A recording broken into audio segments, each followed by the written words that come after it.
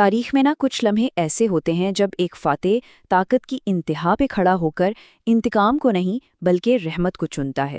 آج ہم اسی ایک غیر معمولی کہانی کی بات کریں گے، فتح مکہ کی۔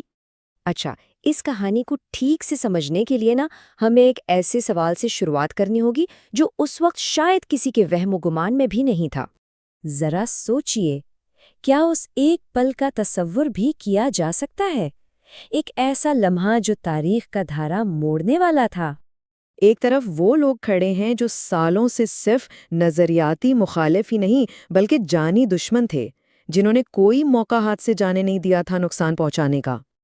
یہی وہ لوگ تھے جنہوں نے مسلمانوں کو ان کے اپنے گھروں سے، ان کی جائیدادوں سے، ان کے پیارے شہر مکہ سے نکال باہر کیا تھا۔ اور آج وہی لوگ بالکل بے بس سامنے کھڑے ہیں۔ تو اب کیا ہوگا؟ یہی وہ سوال تھا جو سب کے ذہنوں میں گونج رہا تھا۔ تو سوال یہ پیدا ہوتا ہے کہ یہ نوبت آئی ہی کیوں؟ بات یہاں تک پہنچی کیسے؟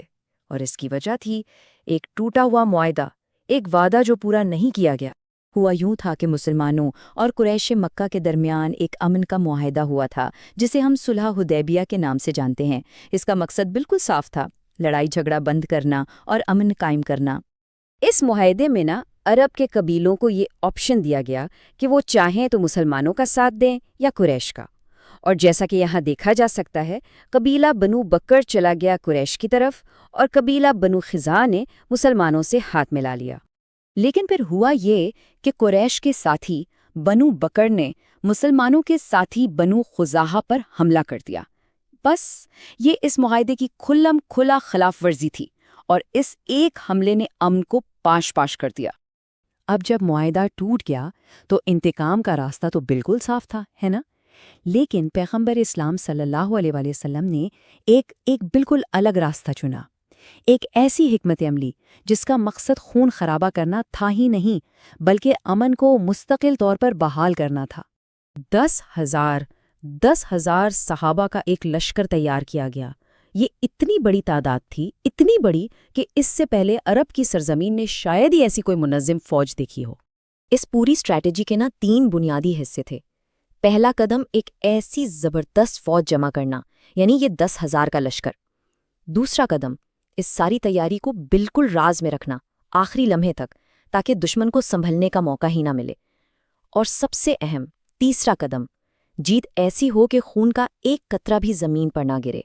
اور پھر جب یہ عظیم لشکر مکہ کے بالکل قریب پہنچا تو تاریخ کا وہ باب شروع ہوا جسے ہم رحمت کی جیت کہتے ہیں۔ ذرا سوچئے، مسلمانوں کا سب سے بڑا مخالف سردار ابو سفیان جب لشکر کی ہیبت دیکھتا ہے تو اسلام قبول کر لیتا ہے۔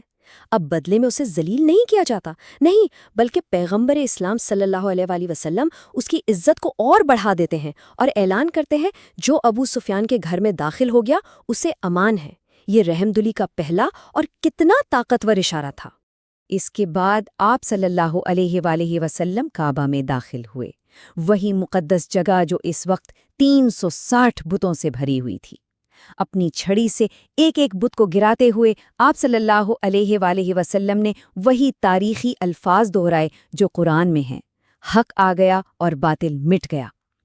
یہ صرف پتھر کے بتوں کا ٹوٹنا نہیں تھا، یہ شرک کی بنیادوں پر آخری ضرب تھی۔ اور اب وہ لمحہ تھا جس کا سب کو انتظار تھا۔ سامنے وہی لوگ کھڑے تھے جنہوں نے سالوں سال مسلمانوں پر ظلم کے پہاڑ توڑے تھے، کئی جنگیں لڑی تھیں اور کتنے ہی صحابہ اور رشتہ داروں کو شہید کیا تھا۔ سب کے سر جھکے ہوئے تھے، اپنے انجام کا انتظار کر رہے تھے، انتقام کے خوف سے کانپ رہے تھے۔ پھر پیغمبر رحمت صلی اللہ علیہ وسلم نے وہ الفاظ کہے جو ہمیشہ ہمیشہ کے لیے تاریخ میں گونجتے رہیں گے، آج تم پر کوئی ملامت نہیں، جاؤ تم سب آزاد ہو۔